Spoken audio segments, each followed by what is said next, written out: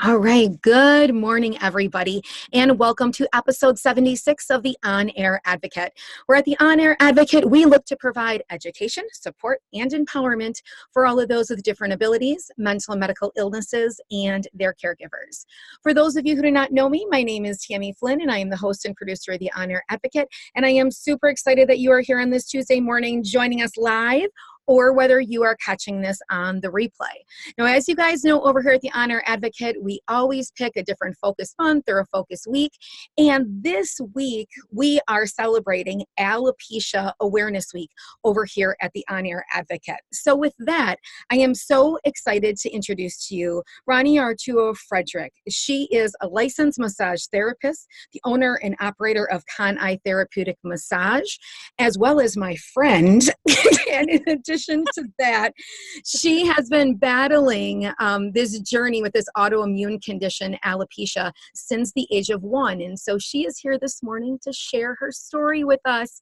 Good morning, Ronnie. Hi, Tammy. Thank you. Hello, community. My name is Ronnie Artero Fredrick, as Tammy said, and yes, I am a licensed massage therapist. But prior to all of that, and given our subject here, living with alopecia since I was a baby. Going through adolescence and then teenage and college, and then post college and professional life, and now here as a wife and mom. At age 46. I'm going to get emotional.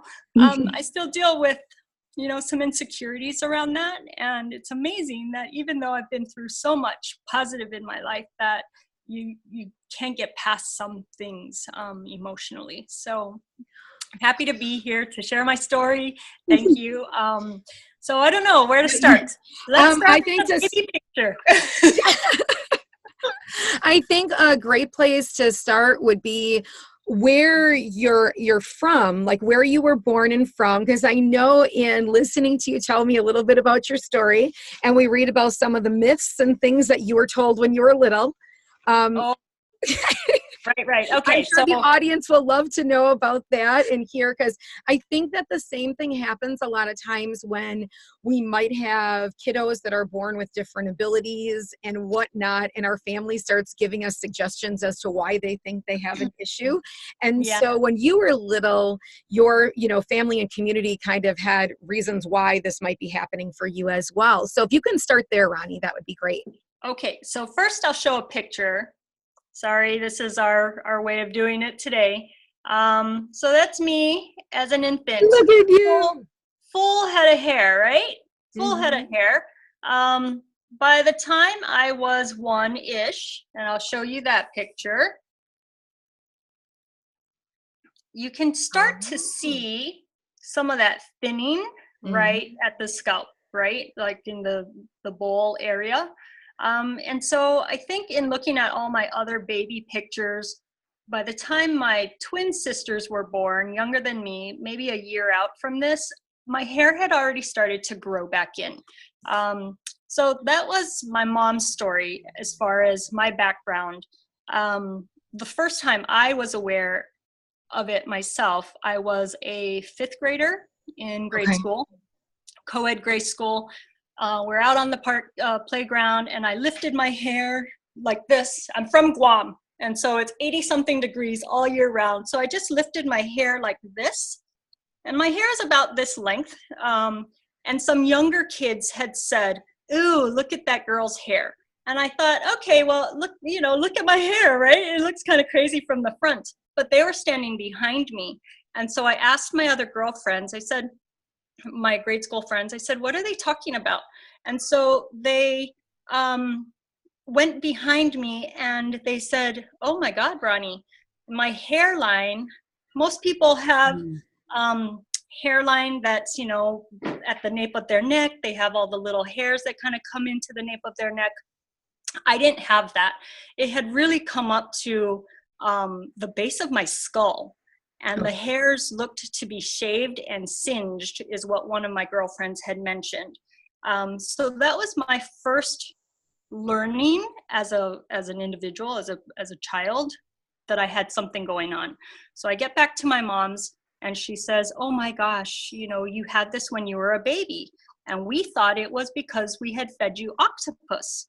And octopus in Guam, you know, the way, if you haven't had this via sushi or whatever, you know, you boil the octopus and it is kind of gummy, it's chewy, and we make it into a salad, more lemon based with onions. It's really great. I can share the recipe with you all. But so she thought that it was because I had eaten that, because it was known to cause hair loss in cats.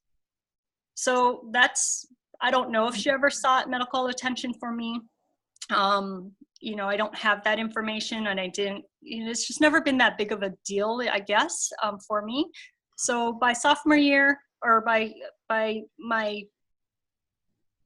5th grade year, you know, what we did was, okay, well, let's use a marker. So my mom just would trace that hairline to see how fast is this progressing, you know, do we need to watch for it? I don't know if we sought medical attention at that time. We possibly could have. Okay. And the medicine that I remember, it was a petroleum-based medicine. I don't know what was in it. Again, I'm 5th grade. Who's going to remember this, right? But what it would do was it would kind of it would cause itchiness on my scalp. And after a while, it seemed as if it would kind of scab over, like there'd be a layer of dead skin, like the real tail end of a healing cut or wound, right? Just like that little dry, flaky stuff. And I just didn't like how it made me feel, so I went without it.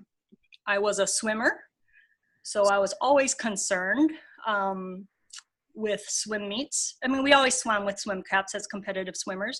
So I would have my hair capped up, but I was always concerned about my hairline. And I'm sorry I can't show you pictures here. It would be really challenging to do this right now. About what that looks like under the cap, like at the base of my neck. And I would constantly, every practice, every Saturday meet, I'd be looking at all the other girls, and I'd see all that hair that everyone would have at the nape of their neck and just desire it because I didn't have it.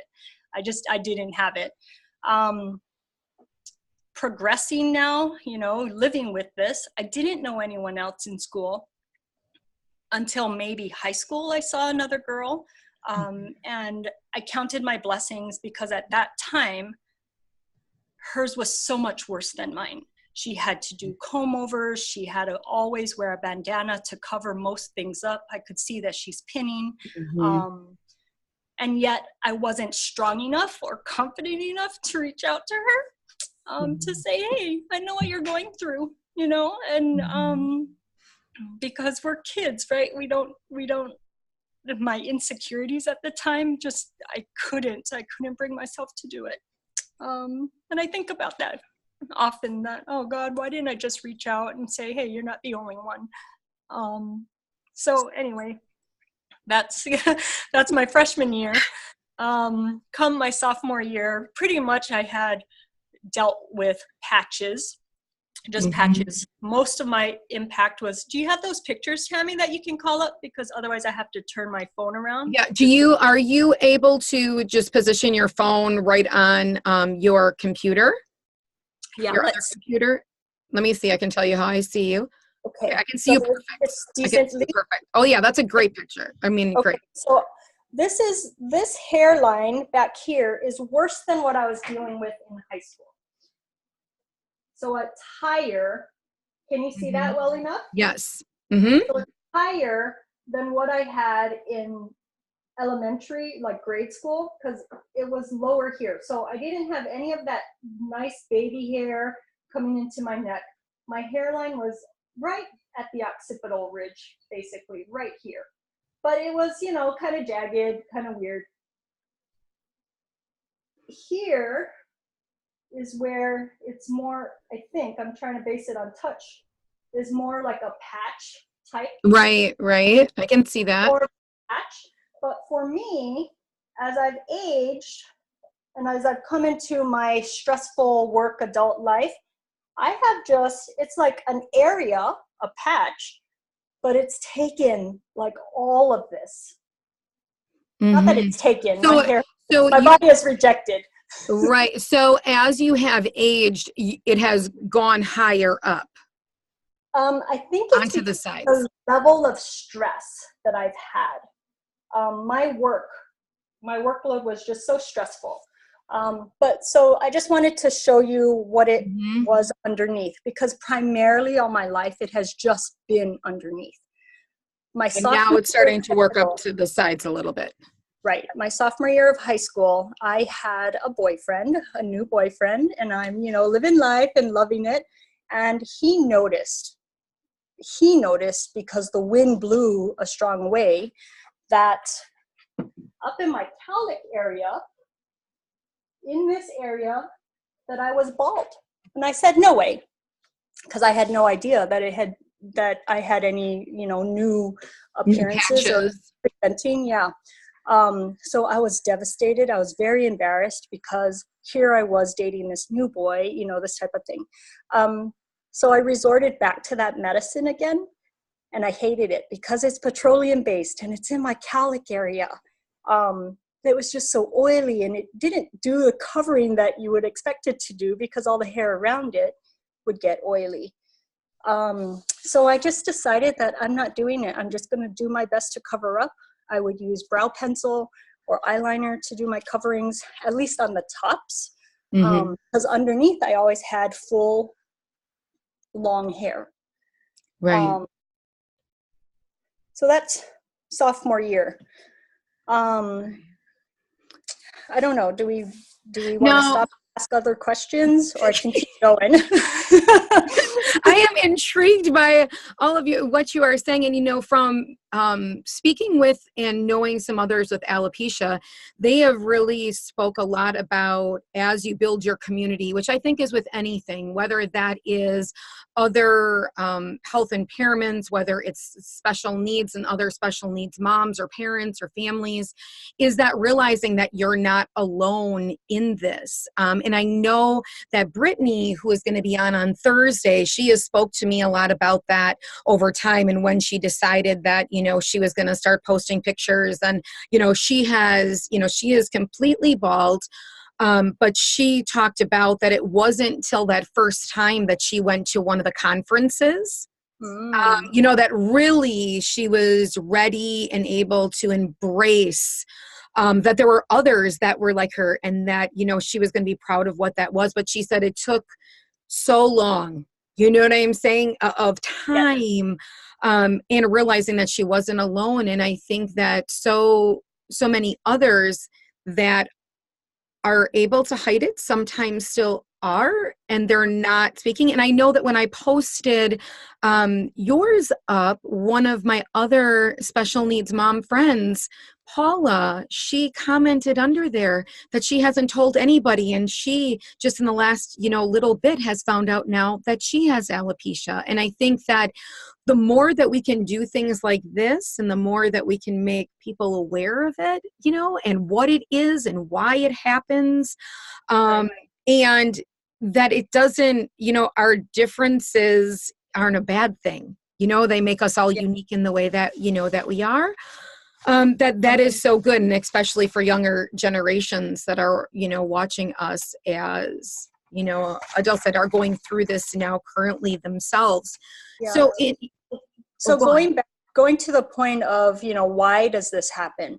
What we were told when I was in grade school, the first instance of this was, it's stress. And I thought, at fifth grade, what kind of stress, what kind of stress was I going through? I don't really know, unless it was just, I wasn't a shy person. I was very insecure, but I don't know what kind of stress I was going through. I was a great swimmer, I had great friendships. I was starting to like boys, it's just like your normal grade school, age. And then come high school, what could it be? I just didn't understand what that was. But as I come into adulthood, so all through college, I was pretty good, no new presentations or anything drastic. You have those stresses of college life, basically based on your workload, right? Time management, that type of thing.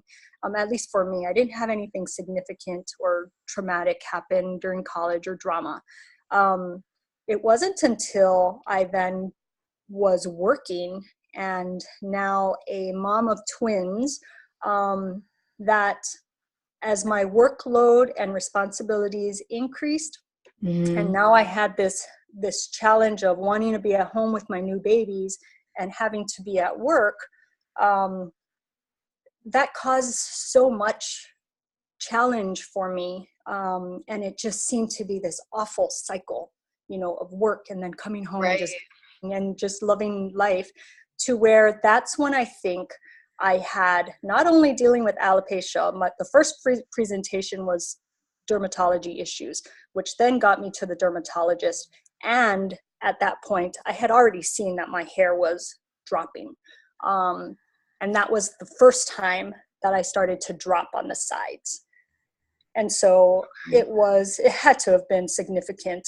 I was also told that later that the stressful moment, like the time of stress, that maybe hair starts dropping 2 months later. So post the event, not an immediate type of thing. So how do you track back, like, what were you doing 2 months ago? And is that truly the onset? So probably my twins were born in 2004. So like 2006-ish, maybe I started, seeing some change in my sideburns area and the temporal areas of myself. And it had been the worst that it had ever been. So I'd say right now, yes, I am at the worst I've ever been, as far as amount of hair loss that has been gone for a long period of time where no growth has happened. And I know that, we had chatted about, brows and all of that. Did you have loss of your eyebrows or thinned hair right away when you were even a young girl, or did that happen more in your adult years? It happened as an adult, and I'd have to say, in just looking at other pictures, pinpointing. So here's a picture of me with full-on brows. No waxing, no trimming, no, plucking. Wow. I had full eyebrows. Right. Where I think, why did I even start like, tweezing or anything after I started losing my brows? So in pinpointing, so the girls were born in 2004. By 2006, I had changed jobs. I took a more responsibility, higher pay, bigger role. And so in looking at pictures back and forth, I think it was like in 2008 that I started to see thinning of my eyebrows, which I was already starting to have waxed, because bushy eyebrows weren't in at that time. So I started to wax. But even with the waxing, it really started to thin out, and I couldn't explain, well, why, what the hell, I know I'm not overdoing the plucking as I clean up in between services, to where I started to use, from a suggestion of my mom, to use brow powder. And so I started doing that, but it wasn't covering enough for me based on the dark bushy stuff that I was familiar with and used to. It just wasn't covering. It wasn't providing me with the comfort, if you will, and the lack of anxiety. It didn't help with any of that. Now, what about lashes, your eyelashes? Have always had lashes, no other areas. Yeah, I'm not a person who is body, I never had to shave my legs. I just don't, my mom and dad, they were just not hairy people. Granted, it's, your typical hairy parts. As a kid, I always had hair on my lips, which I hated. I'm like, why can't the alopecia go there? I was like, okay, great. I'm a girl who had a mustache I had a mustache by the age of 9, because I come from a hairy background. Yeah, just, amazing stuff. So, well, not amazing, but just the things that you wish for when you don't have it, right? Like the people who have curly hair want straight hair. So anyway, So Yeah, no I did. lashes, but your brows, you said into your adult years, those went. And so what are things that you've tried? I know that you've been trying some different things now as an adult, and what are your thoughts on that? Yes. So I had long thought about tattooing because my mom had done tattooing for hers. She was a big tweezer gal to where when I was growing up, she just had little bit of hair, and so she would pencil in her brows. So eventually she went to tattoo, but I could see that pigment, if you will, didn't last for her. Like the darkness would turn green or gray. I'm like, yeah, no, I don't need that for myself. That's not going to help my, self-confidence or anything like that. So I think so I lost my job in 2009. Things were really peaked as far as, hair loss, my brows really thin. I'd probably estimate if I didn't have my brow pencil on this side, this right side, I probably have like 15 to 20 hairs. Okay. On this side, I'm probably more in the 35, 40 range. It's a little more full. But I learned from a colleague, massage therapist, that she knows of someone who does microblading. Mm-hmm. And so I decided in 2017, I think it was the spring of 2017, that I was going to go try this out. And so I did, and unfortunately I don't have those pictures, but I was pleased.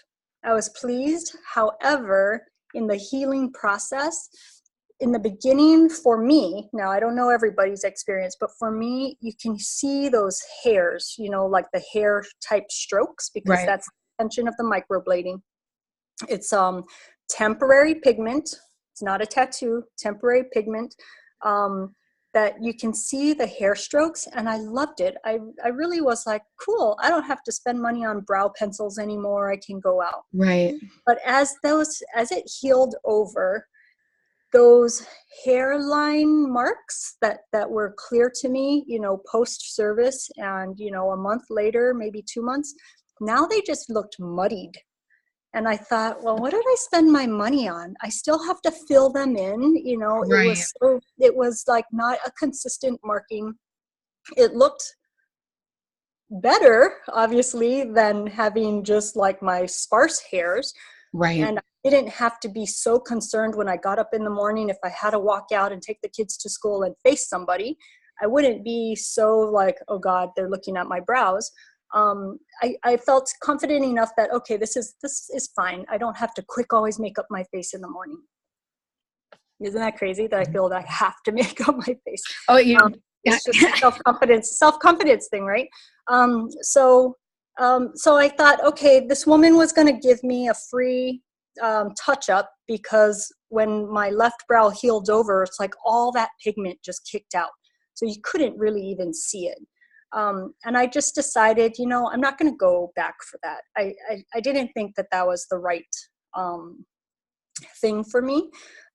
So while the pigment has kind of, pushed out more, and just over time with skin exfoliating or whatever, if I were to take my brows off, you'd see, some of the leftover work, but by no means does it look like hair.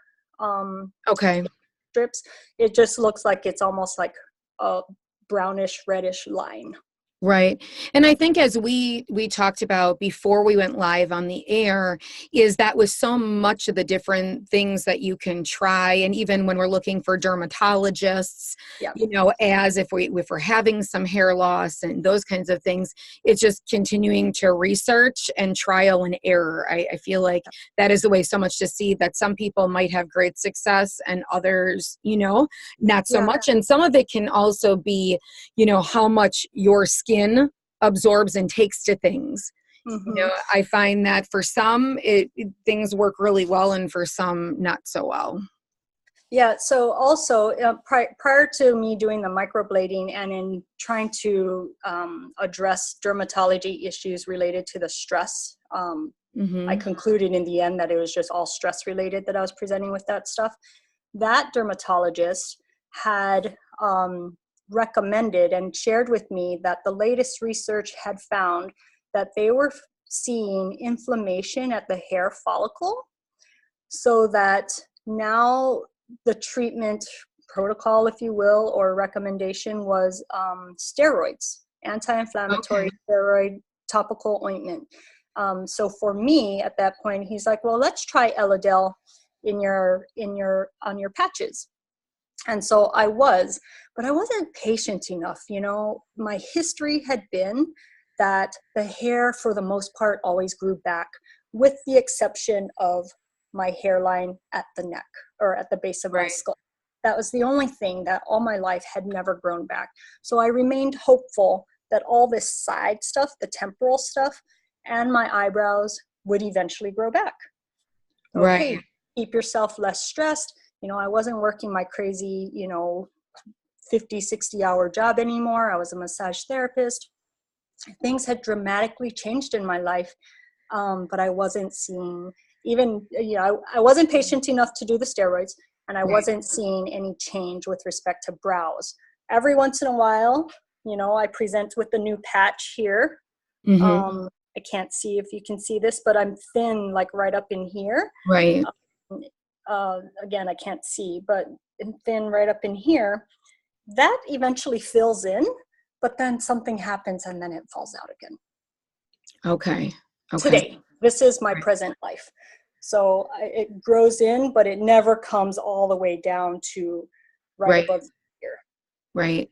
And, I thought that it was so needed to also, during this awareness week, have different individuals on that have had somewhat different experiences. Because for our other two ladies that are on this week that have very powerful, inspirational stories and long journeys as well, their loss of hair and whatnot happened completely different. And with yours unique that it's, I'm saying still here, but you don't have brows, that giving people the idea that it can present itself in all different ways. In all different manners for that. So now as an adult, now you're in adulthood, we're seeing a little bit more patches and things like that. Is there anything actively right now that you are doing to help any hair growth, or any recommendations that you would give, or even any organizations that you would say, hey, if you're starting to experience this, if this is happening, this is a spot I might reach out to. They might have some information for you. Well, my first, what am I doing for myself? I go back to when it first ever happened, hairstylists and the doctor saying, just massage, stimulate the area. Well, that doesn't work. Not for me, at least. I don't see any specific results and change from that. Great. Yes, it feels good. And, research shows that scalp massage can actually decrease cortisol levels in your blood and bring down your blood pressure. So it's great that way. But I'm not seeing anything with respect to new hair growth. Dermatologists, I'd say, I haven't actively sought treatment because I've just learned to live with this. But I would say, perhaps check out your dermatologist. There might be new research out there that might be helpful to others who are going through this, or if it's a new thing in your life. That's where I would start. And the organization, the Alopecia, the National Association for Alopecia, could probably be a great resource. Facebook groups, I'm sure, are very supportive, that you'll feel like, or you'll know that you are not the only one out there dealing with this. Right. I think we were watching there's like some challenge online or on TV. It's a physical challenge. There's a guy there who is an alopecia. He lives with alopecia, and he's got all these kids who kind of stand there and support him. It's the American Ninja Warrior. I think that's what it is. Yeah, I think that's what it is. I might have the TV program wrong, but I know that he just pushes for his organization or the national organization. Okay. And tomorrow, our special guest that will be on, she is on the board of directors for the National Alopecia Foundation. So she will have lots of information and lots of insight into resources and whatnot that way as well. So Ronnie, in kind of our wrap up today, is there anything else that you would like to leave our folks with this morning? I do want to say two things that I've thought about as far as could this help me. When Rogaine became a huge thing, for male pattern baldness, I had a college friend who said, my dad used that. You should try it. And I thought, okay, but we know why he's bald. It's a male pattern baldness thing. He doesn't have alopecia, at least in the sense that I see it. So I never went down that road. And then in being in the spa industry, after becoming a massage therapist, there are these brow and lash products that are out there that are being marketed to enhance growth or whatever. And I thought, okay, I don't know what typical people are dealing with to where, all right, this is justified, but I have alopecia. Is it worth me spending that money on that product to try it? And I didn't want to go down that road because I knew that my basis is alopecia and it's an autoimmune condition. And I didn't think that those products would even help me. So. Right. And for so many of those, and we can speak to that a little bit. And I think so much of that is in our society is that we always want more and we always want better. So, we have been blessed with eyebrows, but yet we make products to make them thicker and fuller and want more. And we make serums. And I'm in the beauty industry as well as being your on-air advocate. We want our lashes to be here instead of embracing, ourselves and the beauty that we have from within that comes, out and is our presence and our uniqueness. And we are all a limited edition. And we should be excited about the fact that we are a limited edition and embrace that. And I am looking forward to learning more. Myself, I have only experienced hair loss within stress is what you're talking about. And, the challenge, especially I feel like for females, is that we do have so much pressure on us through society of the way we look, you think about that. And I think that that's what makes it a little bit different. We know men naturally to bald as they age, but for females, that's not something. And I think that it really becomes a struggle. And so what you spoke to about finding support groups and online Facebook groups and reaching out to national organizations when you're, looking for other types of supports and help, I think is so useful. Yeah. So one funny thing, when my patches grow in, they're coming in white. It's lovely. They're growing in white. Or when I was in the college ages, they would come in curlier than what I was used to as a child. So wavy. So yeah, lots of, different benefits I've seen over the years. But oh my goodness. About the embracing, I have to say, I took my family, my husband and I, we traveled to Guam this past Easter and spring. And so here I am, first time getting in the Pacific Ocean on my island, and I was too concerned about getting my hair wet and enjoying myself with my family. And who's there on the beach? Japanese tourists primarily, no one that I could even know, or why would I care to impress them there? But I couldn't bring myself to just submerge and get myself in that ocean and just love the atmosphere of my island. And my 8-year-old son says, Mom, just be you. And it almost made me cry because as an 8-year-old saying, what are you worried about? Just have fun as a kid, right? And my girls chimed in at age 13 and said, Mom, who cares? And I said, you know what? You're right. So I pulled my hairband out because I always tie everything low bun everything, and I did. I got myself submerged and I enjoyed myself for a couple hours and it was great. It was a great time. So Ronnie, that is what we are going to leave everyone with today, is to be you and be you and embrace your uniqueness. Thank you so much for sharing your story, Ronnie, and spending the last 40 plus minutes with us. I am so excited for all of you that have joined us here this morning over here at the On Air Advocate. If you'd like to know any more about our services and other podcasts, YouTube tutorial videos, etc. that we provide, head on over to onairadvocate.com. Also, if you would like to become a part of our private community, you can head up to the top of this Facebook page, hit the blue button, and become part of our favorite community is our favorite community, our private community for that. So on that note, everybody have a fabulous Tuesday. God bless everyone. Bye-bye. Thank you, Ronnie. Bye.